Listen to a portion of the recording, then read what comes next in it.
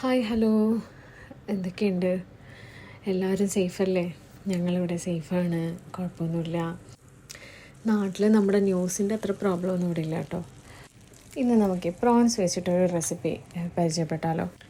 ഞാനൊക്കെ കുഞ്ഞായിരുന്നപ്പോൾ നമുക്ക് പ്രോൺസ് കിട്ടിയാലും നമ്മുടെ വീട്ടിലൊക്കെ ആദ്യം വയ്ക്കുന്ന കറി ഇതായിരുന്നു. പിന്നെ കുറച്ച് നമ്മൾ വലുതായതിന് ശേഷമൊക്കെയാണ് നമ്മൾ ഈ പ്രോൺസ് ഈ ചെമ്മീൻ റോസ്റ്റൊക്കെ നമ്മളാക്കി തുടങ്ങിയത്. അപ്പോൾ ഇത് നമ്മുടെ വീട്ടിൽ ഉമ്മയൊക്കെ വയ്ക്കുന്ന നാടനൊരു കറി കേട്ടോ. അതിന് നമ്മൾ ആദ്യം എണ്ണ ഒഴിക്കുക, നമ്മുടെ സ്ഥിരം പരിപാടി, ഉലുവ ഇടുക, ഇഞ്ചി വെളുത്തുള്ളി പേസ്റ്റ്, പിന്നെ സവാള, അതിൻ്റെ കൂടെ പച്ചമുളക്. പിന്നെ ഇതിനകത്ത് ഞാൻ മുരിങ്ങക്കായ ഇടുന്നുണ്ട് കേട്ടോ. നമ്മുടെ തെക്കൻ കേരളത്തിൽ പൊതുവേ മീൻ കറി വയ്ക്കുമ്പോഴത്തേക്കും മുരിങ്ങക്കായ ഇടാറുണ്ട്. അപ്പോൾ അതിൻ്റെ കൂടെ മുരിങ്ങക്ക, തക്കാളി ഇതൊന്ന് വഴറ്റി വരുമ്പോഴത്തേക്കും മഞ്ഞൾപ്പൊടി, കുറച്ച് മുളക് പൊടി.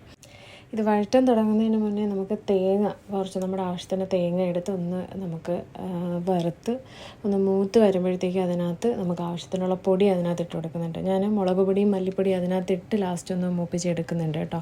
എന്നിട്ട് പെരുംജീരകം കൂടെ എടുത്തു. അത് നന്നായിട്ട് നമ്മൾ അരച്ചെടുത്തിട്ട് ഈ ഒരു വഴറ്റി വെച്ചേക്കുന്നതിൽ നമ്മൾ ചേർക്കുക. ആവശ്യത്തിന് വെള്ളം ചേർക്കുക. എന്നിട്ട് അതിനകത്ത് നമ്മൾ നല്ല തിളച്ച് വരുമ്പോഴത്തേക്കും നമ്മുടെ പ്രോൺസ് ഇട്ട് കൊടുക്കുക.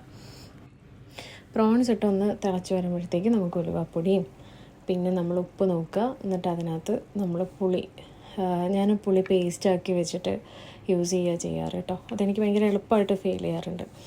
കറി നന്നായിട്ട് തിളച്ച് കഴിഞ്ഞാൽ ഒരു 10 മിനിറ്റ് സിമ്മിലിട്ടൊന്ന് വേവിച്ചെടുക്കുക. ഭയങ്കര ടേസ്റ്റാണ്. നമുക്കിത് ചോറിൻ്റെ കൂടെയും അപ്പത്തിൻ്റെ കൂടെയൊക്കെ കൂട്ടാൻ നല്ലൊരു കറിയാണ്. എല്ലാവരും ട്രൈ ചെയ്ത് നോക്കിയിട്ട് ഫീഡ്ബാക്ക് പറയാം കേട്ടോ.